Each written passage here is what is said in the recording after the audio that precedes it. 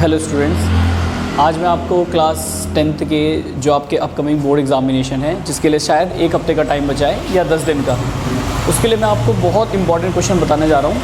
जो important question मैं आप लोगों को आज बताऊँगा वो आपके बोर्ड एग्जामिनेशन में 100% आएंगे ही आएंगे। देखना, आप चेक करना। तो जितने क्वेश्चन मैं आपको बता रहा हूँ आज से लेकर के डे 1 से लेकर के जिस दिन आपका पेपर है तब तक, तो आप लोगों को ये वीडियो हर दिन आपको देखना होगा। जितने क्वेश्चन बताऊंगा, शायद मैं आपको 10 या 15 क्वेश्चन बताऊं, लेकिन आपको वो पर डे 15 क्वेश्चन करने हैं। अगर आप 6 दिन बाद भी देखोगे तो लगभग 60+ क्वेश्चन, यानी कि आपके अप्रॉक्स 70 क्वेश्चन आपके कवर हो जाएंगे इसमें। और ये 100% आपके बोर्ड एग्जामिनेशन में देखने को मिलेंगे ही मिलेंगे, चाहे वो यूके बोर्ड हो, उत्तराखंड बोर्ड हो, चाहे आपका सीबीएसई बोर्ड हो, चाहे आपका बेसिक मैथ्स आए, चाहे स्टैंडर्ड मैथ्स आए, तो आपको सब में ही आपको देखने को मिलेंगे। जैसे कुछ मैंने पहले लिए हैं एमसीक्यू क्वेश्चन, क्योंकि आपके पास सबसे पहले एमसीक्यू क्वेश्चन आएंगे, तो मैं आपको कुछ मोस्ट इंपॉर्टेंट एमसीक्यू क्वेश्चन बता रहा हूँ, लेकिन इसके साथ मैं आपको इसके कॉन्सेप्ट भी बताऊंगा कि क्या क्या चीज़ इस पर लग रही है कॉन्सेप्ट इसके बाद। ठीक है, देखो जैसे इसने पहला पूछा हमसे, which of the following is a rational number. देखो रैशनल नंबर क्या होते हैं, which can be return in the form of P/Q where Q does not equal to 0।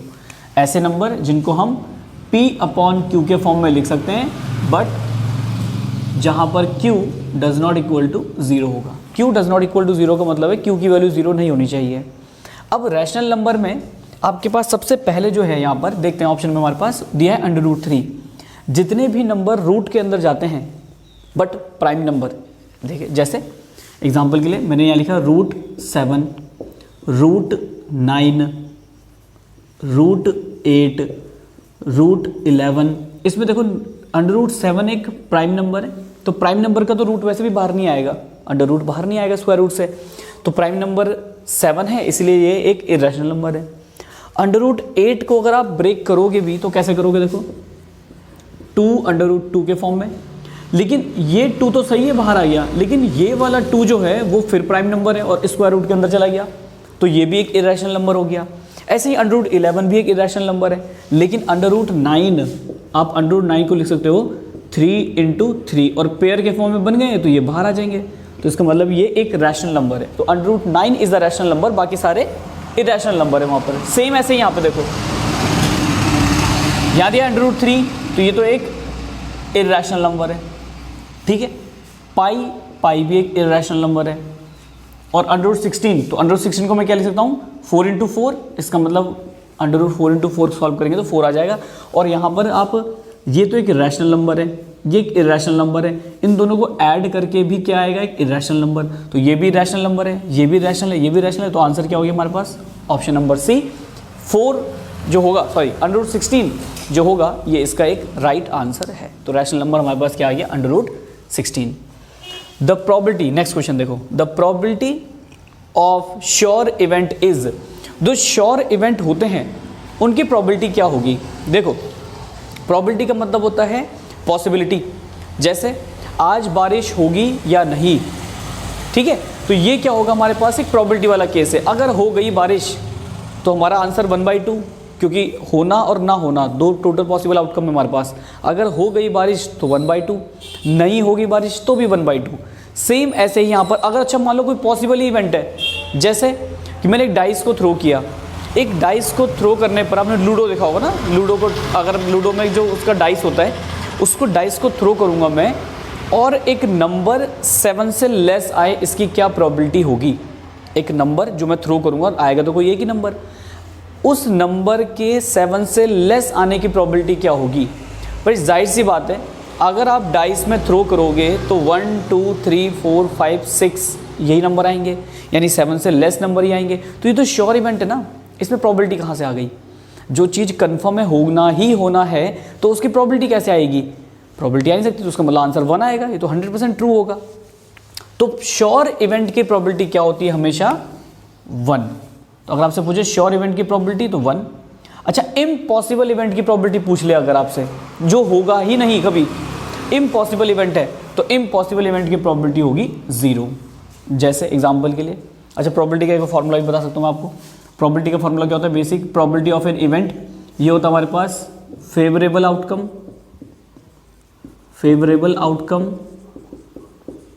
To event E upon total possible outcome.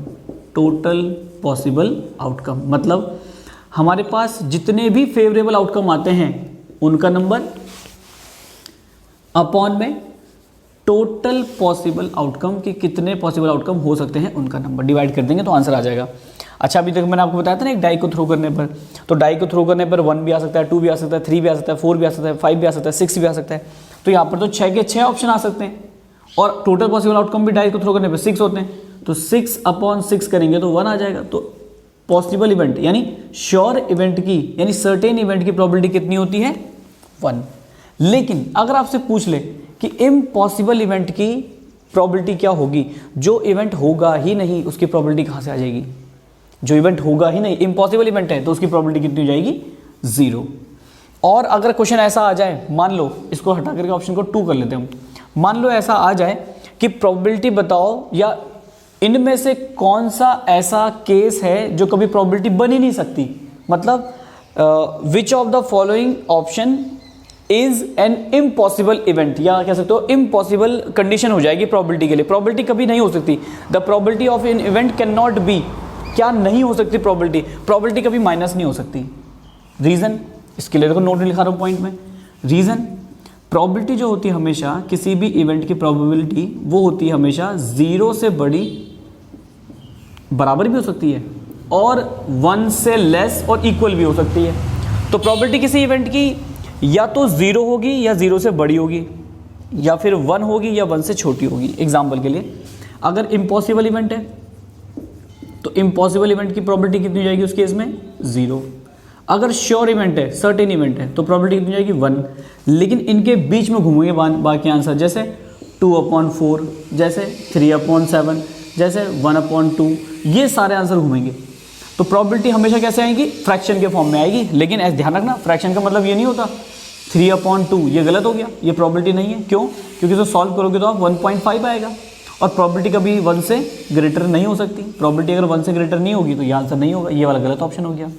ठीक है, तो ये भी आपको याद रखना है। प्रोबेबिलिटी का केस में पॉसिबल इवेंट यानी श्योर इवेंट तो 1 आंसर, इम्पॉसिबल तो 0 आंसर। ठीक है, नेक्स्ट क्वेश्चन हमारे पास, ये क्वेश्चन का फॉर्मेट है, देखो हमेशा ऐसे ही बनेंगे आपके पेपर में, क्वेश्चन का लेवल ऐसा ही रहेगा, ऐसा ही क्वेश्चन फ्रेम होकर के आएगा। अब क्वेश्चन की लैंग्वेज बदल सकता है, जैसे यहाँ पे कुछ और दे देगा लेकिन फॉर्मेट यही रहने वाला है। देखो क्वेश्चन का आपका 30th term of the AP, इस एपी का 30th टर्म बताओ। मुझे बताओ एपी बनती कैसे है। अगर आपसे पूछा जाए कि व्हाट इज एन एपी, तो अगर किसी नंबर में मैं एक रिपीटेड नंबर को ऐड करता जाऊं और रिपीटेड नंबर को सब्ट्रैक्ट करता जाऊं तो एपी बनेगी। जैसे एग्जांपल के लिए मैंने नंबर लिया यहाँ से, मान लो 7। अब 7 में मैंने एक नंबर ऐड किया 2, तो 7 + 2 9, फिर मैंने 9 में 2 ऐड किया 11, फिर मैंने 11 में 2 ऐड किया 13, ऐसे ही ऐड किया 2 15, तो ये एक एपी बन गई। एक नंबर को मैंने फिक्स नंबर को ऐड किया 2 को, उस 2 को ही हम बोलते हैं कॉमन डिफरेंस, उस 2 को ही हम बोलते हैं कॉमन डिफरेंस। वो 2 क्या था, common difference denoted by D, इसको बोलते हैं फर्स्ट टर्म, ये हो गया डिनोटेड बाय ए। तो जो भी एपी का पहला टर्म होगा उसे हम बोलेंगे फर्स्ट टर्म यानी 1 से डिनोट करेंगे, और एक कॉमन नंबर जो बार बार ऐड होता जाएगा उसको हम बोलेंगे कॉमन डिफरेंस, जिसे हम डी से डिनोट करेंगे। देखते हैं एक एपी का जनरल टर्म या कह सकते हो आपसे nth टर्म क्या होगा। जैसे मान लो इसमें तो ये हो गया मेरे पास 7, तो ये हो गया ए। इस 7 में मैंने क्या ऐड किया, इस 7 में मैंने 2 ऐड किया, तो अगर ए में मैंने 2 ऐड किया तो क्या आया मेरे पास 9, और इस 2 को क्या लिख सकता हूँ मैं डी, इस 2 को क्या लिख सकता हूँ मैं डी, क्योंकि यही डी है मेरे पास।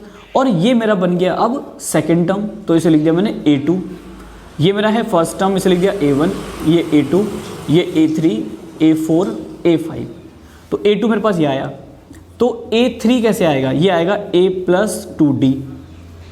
A4 कैसे आएगा, A + 3D।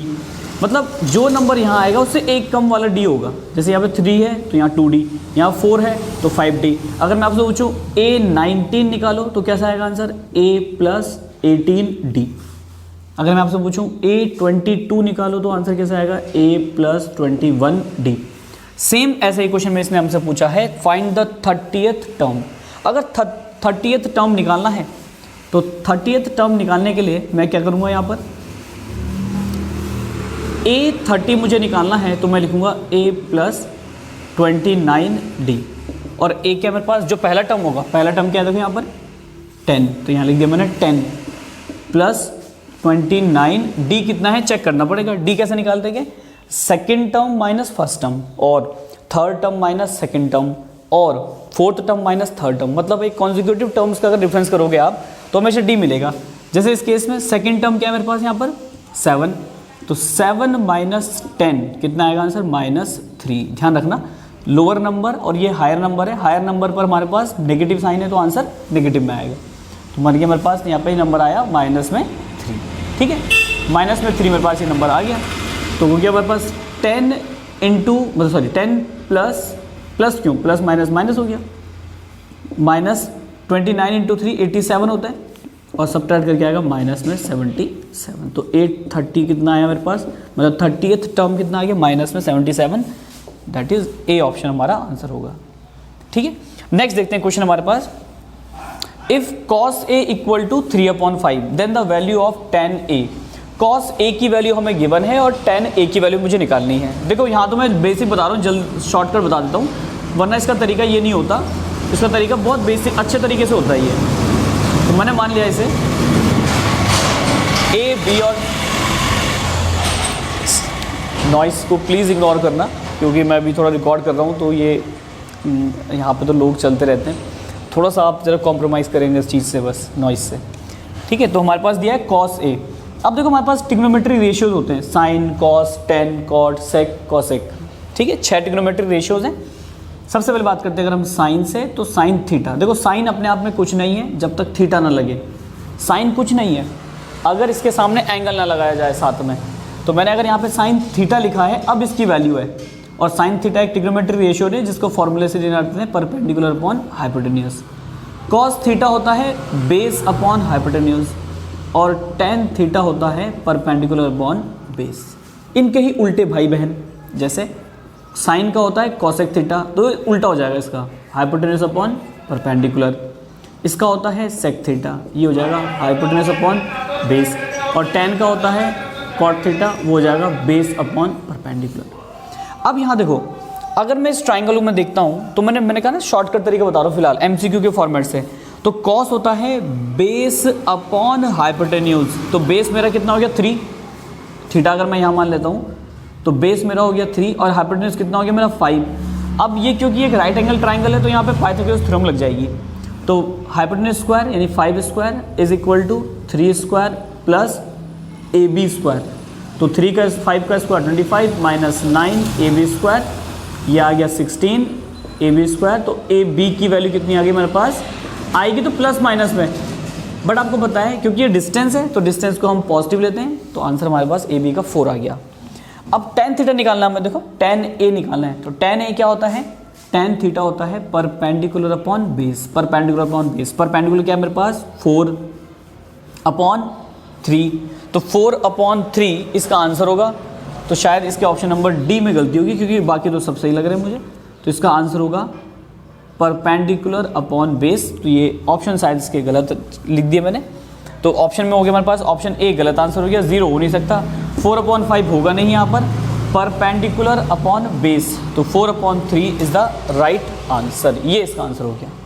ठीक है, अब बात करते हैं इसमें लास्ट क्वेश्चन की, the discriminant of a quadratic equation. देखो डिस्क्रिमिनेंट क्या होता है, इसे हम डिनोट करते हैं डी से, और डिस्क्रिमिनेंट की वैल्यू होती है b² माइनस 4ac।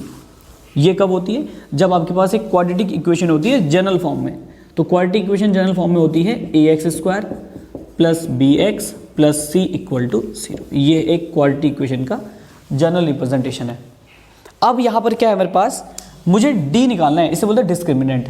अब डिस्क्रिमिनेंट की 3 वैल्यू आ सकती हैं, क्या पता पहला केस डिस्क्रिमिनेंट की वैल्यू 0 से ग्रेटर आ जाए, क्या पता डिस्क्रिमिनेंट की वैल्यू 0 से लेस आ जाए, और क्या पता डिस्क्रिमिनेंट की वैल्यू एग्जैक्ट 0 ही आ जाए।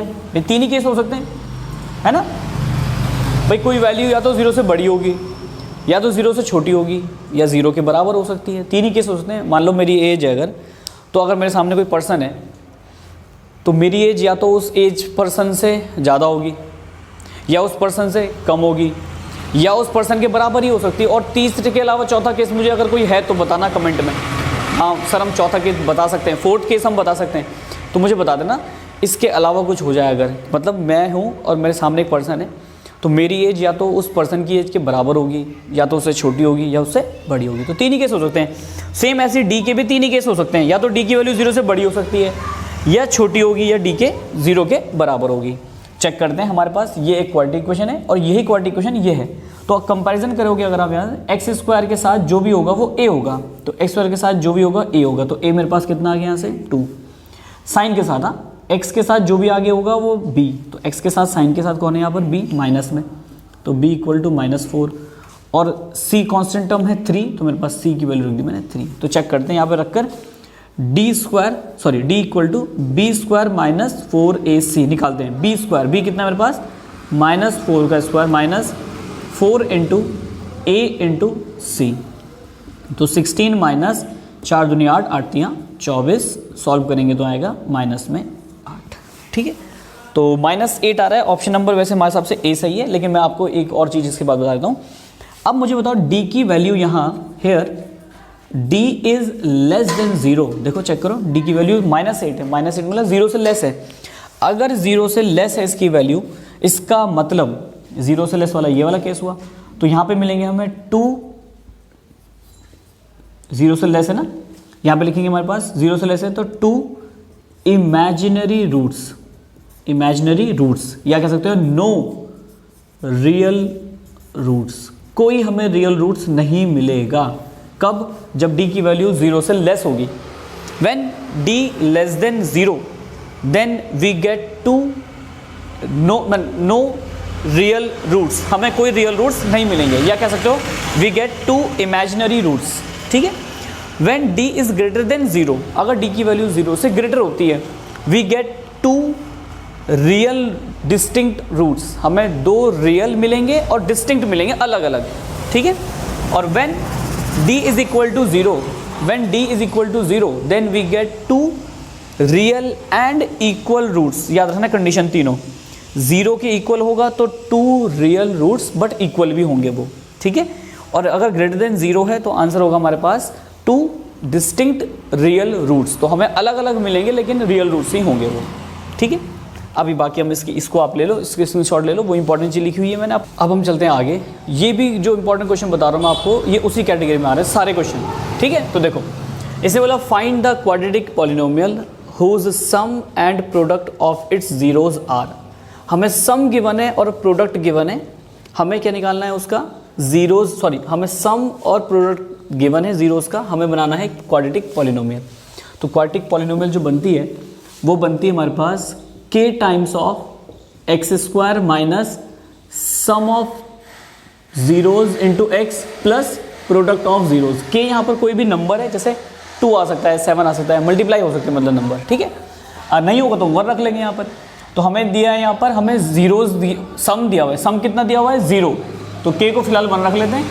तो एक्स स्क्वायर माइनस सम दिया हुआ है हमें 0 इंटू एक्स प्लस प्रोडक्ट हमें कितना गिवन है √5, तो 0 इंटू समथिंग 0, तो बनेगा आंसर हमारे पास एक्स स्क्वायर, क्योंकि तो 0 हो गया, प्लस √5, क्योंकि क्वाड्रेटिक पॉलिनोमियल बनानी थी, तो ये इसका आंसर हो गया। कभी भी क्वाड्रेटिक पॉलिनोमियल बनाने के लिए आए तो आपको आंसर रखना याद हमेशा x square minus sum of zeros into x plus product of zeros. बहुत सारे बच्चे गलती करते हैं, वो यहाँ भी प्लस लिख देते हैं और यहाँ भी प्लस लिख देते हैं, यहाँ भी प्लस लिखते हैं, यहाँ भी प्लस, नहीं माइनस आता है पहले, माइनस और फिर प्लस, तो सम ऑफ जीरोज के साथ माइनस और प्रोडक्ट के साथ प्लस। ठीक है, find the area of the sector. Next question हमारे पास, of a circle with radius 6। देखो एरिया कैसे निकालते हैं सर्कल का सेक्टर के साथ, मतलब ये हमारे पास सर्कल है और ये हमारे पास एक सेक्टर है, मान लो O, इसकी रेडियस है R, ये पॉइंट है A, ये B है। मुझे इस सर्कल का, इस सेक्टर का एरिया निकालना है। इसके लिए फॉर्मूला क्या होता है, एरिया निकालना ना, तो फॉर्मूला होता है हमारे पास θ/360 इंटू में θ/360 इंटू में πr²। तो देखो क्या दिया हुआ हमें, R हमें दिया हुआ है 6 सेंटीमीटर और θ दिया हुआ है 60, तो लगा लेते हैं यहाँ पर। θ दिया हुआ है 60, तो 60/360 इंटू में पाई, R कितना दिया हुआ है 6, तो 6 इंटू 6, इसे कट करेंगे तो ये 6 टाइम्स जाएगा, इस 6 से एक वाला 6 कैंसिल हो गया, उनको मल्टीप्लाई करोगे 6 दूनी 12, 12 और 1 13, इतना सेंटीमीटर स्क्वायर, ये इसका आंसर है। ठीक है, कैलकुलेशन आप देखना, मैंने आपको तरीका बता दिया। अगर आपको एरिया निकालना है किसी सेक्टर का, माइनर सेक्टर का, तो आंसर आएगा θ/360 πr स्क्वायर। अच्छा मान लो एरिया निकालना होता मेजर सेक्टर का, तब क्या करते हैं आप, पूरे सर्कल में से, पूरे सर्कल के एरिया में से आप θ/360 इंटू πr स्क्वायर को माइनस कर दो, तो ये आंसर आता area of the major sector. But major नहीं लिखा ना वर्ड, तो माइनर सेक्टर का ही आंसर निकालना होता है, तो आंसर यही आएगा। ठीक है, और अगर आपको आर्क, लेंथ ऑफ आर्क निकालनी है, तो फॉर्मूला आता है θ/360 इंटू में 2πr। तो ऐसे में आप लेंथ ऑफ आर्क निकाल सकते हो इस फॉर्मूले से। नेक्स्ट हमारे पास find the distance between 2,3 and 4,1। कभी भी डिस्टेंस निकालना आए फॉर्मूला, तो जो वैल्यू दी हुई है उनके नीचे लिख दो x1 y1 x2 y2। बताओ डिस्टेंस फार्मूला क्या होता है? डिस्टेंस फार्मूला होता है under root of x2 minus x1 का whole square plus y2 minus y1 का होल स्क्वायर। तो लगाते हैं यहाँ पे formula, under root of x2 minus x1 का whole square, x2 minus x1 तो 4 माइनस 2 2, तो इसका whole square plus y2 minus y1 तो y2 है 1, 1 माइनस 3 माइनस 2, और माइनस 2 का स्क्वायर करेंगे तो 4 हो जाएगा, प्लस का, इसका भी हो जाएगा 4, तो जाएगा हमारे पास 4 प्लस 4 अंडर रूट 8 इसका आंसर है। आप चाहो तो वहाँ पे अंडर रूट 8 के बाद 2 अंडर रूट 2 भी लिख सकते हो। ठीक, नेक्स्ट है find the 20th term from the last term. आपको लास्ट टर्म से 20th टर्म निकालना है। तो इस क्वेश्चन को मैं यहाँ कर लेता हूँ क्योंकि वहाँ शायद जगह नहीं बच रही, क्योंकि एक का आंसर तो यहाँ दे दिया मैंने। ठीक है, तो इसको लिख देता हूँ मैं 253, और इसका आंसर आया था अंडर रूट 8 और 2 अंडर रूट 2। तो ये इसका आंसर है, ये इनका आंसर है। बाकी ये तो मैंने आपको आपके लर्न करने के लिए बताया एक्स्ट्रा। ठीक है, तो हमें निकालना है 20th टर्म निकालना है फ्रॉम द लास्ट। तो इस टर्म को उल्टा लिख दो, एपी को। तो इस एपी को मैंने क्या कर दिया, उल्टा लिख दिया। देखो जैसे 253 मेरा फर्स्ट टर्म हो गया। पहले चेक करो यहाँ पे कितना ये हो रहा है, ऐड होके चल रहा है। तो यहाँ पे कितना ऐड हुआ 5, यहाँ कितना हुआ ऐड हुआ 5, फिर 5 फिर 5। तो इसका मतलब मुझे नेक्स्ट टर्म में जाना होगा तो 5 सब्ट्रैक्ट, क्योंकि तो लास्ट टर्म है तो इसे 5 सब्ट्रैक्ट करना पड़ेगा। तो 5 सब्ट्रैक्ट करेंगे तो कितना आएगा, यहाँ से 5 सब्ट्रैक्ट करेंगे तो 248, क्योंकि इसमें 5 ऐड करोगे तो 240। ऐसे करते करते लास्ट टर्म मेरा चलेगा 13, 8 और 3। अब मुझे बताओ ए कितना है इसमें 253, डी कितना है इसमें, प्लस इधर से ले तो +5, तो बाद में करेंगे तो -5 कर लो ना, वरना कोई बात नहीं। 248 माइनस 253 तो -5 ही आएगा। ठीक है, अब निकालना मुझे कौन सा 20th टर्म। तो 20th टर्म निकालेंगे तो 820 होता है a प्लस 19d। a कितना है 253 प्लस 19 इंटू डी कितना है -5। तो ये हो गया 253 माइनस 19 पंजे 95। एक काम करो, इसमें तो 100 घटाओ 5 जोड़ दो। 100 घटाता मैं तो 153, 5 जोड़ देता तो 158 इज़ द राइट आंसर। ठीक है, माइनस आप जैसा करना चाहो कर लेना, मैंने अपने तरीके से किया हुआ है।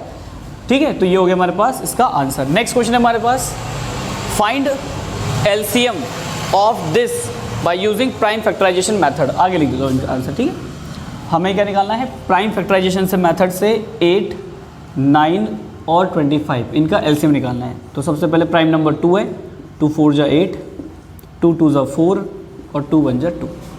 फिर क्योंकि इसको कोई डिवाइड करेगा नहीं तो 3 आएगा, 3 3 जा 9 और 3 1 जा 3।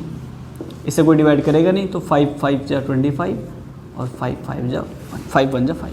तो 8 का क्या आया मेरे पास 2 इंटू 2 इंटू 2। 9 का कितना आया 3 इंटू 3 और 25 का कितना है मेरे पास 5 इंटू 5। तो एलसीएम निकालने के लिए क्या करना पड़ता है सबको ही, क्योंकि जो कॉमन तो आ नहीं रहा इसमें कुछ भी, सब 2 3 5 अलग अलग है। तो 2 इंटू 2 इंटू 2, इससे एक काम करते ना 2 की पावर 3 इंटू 3 की पावर 2 इंटू 5 की पावर 2 है ना, ऐसे लिख सकते ना। तो 2 की पावर 3 8 और 3 का 9, अरे वाह 25। तो 25 8 गुना करेंगे तो 200 होता ना, 25 चौको 100, तो 25 का डबल करेंगे तो 200।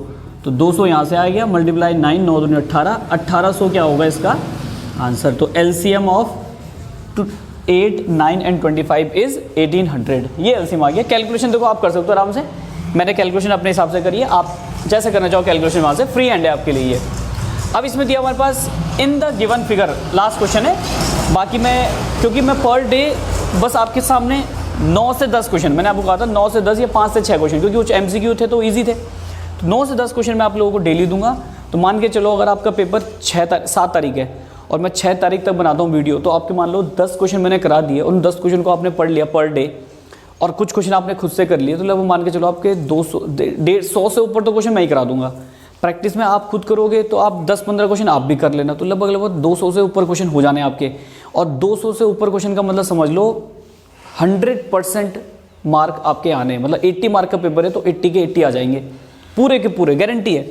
ठीक है, तो देखो in the given figure DE parallel to BC, ये DE लाइन इस BC के पैरेलल है। फाइंड करना है EC, मिड पॉइंट थ्योरम या BPT।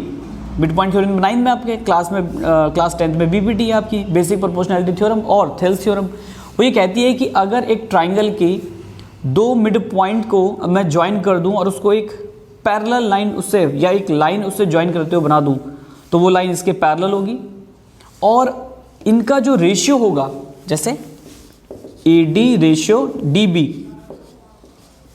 वो इक्वल होगा AE रेशियो EC।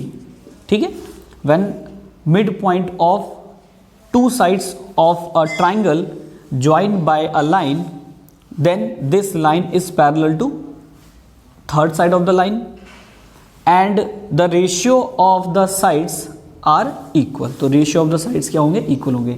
तो इस साइड को मैंने मान लिया x। अब देखो AD कितना दिया हुआ है 1.5 अपॉन DB कितना दिया हुआ है 3 इक्वल टू AE कितना दिया हुआ है 1 और EC कितना दिया हुआ हमारे पास x।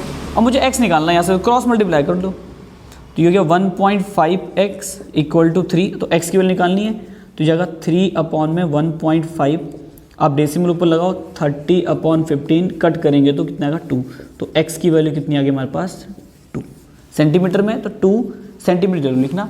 तो ये हो गया हमारे पास क्वेश्चन 11 मैंने क्वेश्चन करा दिया आप लोगों को। आप लोगों का बस एक ही काम है, आज से लेकर के जब तक आपका पेपर नहीं होता मैथमेटिक्स का, आपको मैथमेटिक्स के हर क्वेश्चन की जो आपको डाउट में लगता है कि मुझे से ये हो नहीं रहा, वो क्वेश्चन तो आपको बार बार करने हैं। ठीक है, आज किए, फिर कल भी दोबारा करके देखो, अगले दिन भी दोबारा करके देखो, और जो चैप्टर आपको बहुत क्रिस्टल क्लियर है, जिससे आप बोलते हो कि हाँ मुझे लगता है कि इससे 100% कोई भी क्वेश्चन आ जाए मैं कर दूंगा, उस क्वेश्चन पेपर उस चैप्टर को आपको लास्ट डे में पढ़ना है। अगर 7 तारीख आपका पेपर है तो उसे 6 तारीख में पढ़ना बस। आज से आप वो चैप्टर पढ़ो जो आपको डाउट में है, क्योंकि 5 तारीख के बाद आपको डाउट वाले चैप्टर पढ़ने ही नहीं है, क्योंकि वो तो आपको फिर अब तो स्कोर करना है नंबर। तो आज से आप वो चैप्टर पढ़ो जो सिर्फ आपके डाउट में है। और मैं तो कहूँगा सबसे पहले आप इजी चैप्टर को कवर आउट कर लो। मेरे हिसाब से जो सबसे ईजी चैप्टर है, मैं नंबर बता दूँ आपको, ईजी चैप्टर में सबसे पहला है हमारे पास प्रोबेबिलिटी। इससे लगभग 5 नंबर के क्वेश्चन आएंगे 5 मार्क का। दूसरा ईजी चैप्टर मेरे हिसाब से बता रहा हूँ मैं आपको, ये मेरे पास है पॉलिनोमियल, जो ये रहा देखो पॉलिनोमियल वाला क्वेश्चन आया था ना, पॉलिनोमियल सेकंड क्वेश्चन, इससे भी लगभग आपके 3 to 4 मार्क कंफर्म में आना। नेक्स्ट जो हमारे पास थर्ड चैप्टर है, इंपॉर्टेंट चैप्टर, इजी चैप्टर भी है और इंपॉर्टेंट चैप्टर भी है, वो है हमारे पास क्वाड्रेटिक इक्वेशन। देखो ये भी बहुत ईजी चैप्टर है, क्वाड्रेटिक इक्वेशन, ये भी ईजी चैप्टर है, इससे भी लगभग 3 से 4 नंबर आएंगे। नेक्स्ट हमारे पास जो चैप्टर आता है ईजी में, वो आता है कोऑर्डिनेट ज्योमेट्री। कोऑर्डिनेट ज्योमेट्री ये वाला चैप्टर भी इजी है, इससे भी लगभग आपके 3 से 4 मार्क तो आएंगे। ये चैप्टर तो आपको कंफर्म करने ही करने हैं, जल्दी इजी जितने जल्दी हो सके ये क्वेश्चन तो आपको करने। तो मिलते हैं आपसे नेक्स्ट वीडियो में, तब तक आप लोग पढ़ाई करो। अपने बोर्ड का एग्ज़ाम सिर्फ आपका एक ही बार होना है, तो मेहनत भी ऐसी करो कि आपकी वो एक बार की मेहनत आपको लाइफ टाइम तक याद रहे कि यार देखो हमने लास्ट टाइम पे पढ़ा, इतने अच्छे नंबर आए हमारे, तो रिग्रेट नहीं होना चाहिए लाइफ में कभी भी किसी चीज़ को लेकर के। तो आप लोग मेहनत करो, पछतावे से क्या फ़ायदा, आज ही पहले ही हम मेहनत कर लेते हैं इस चीज़ के लिए। ठीक है, ऑल द बेस्ट आप सभी के लिए।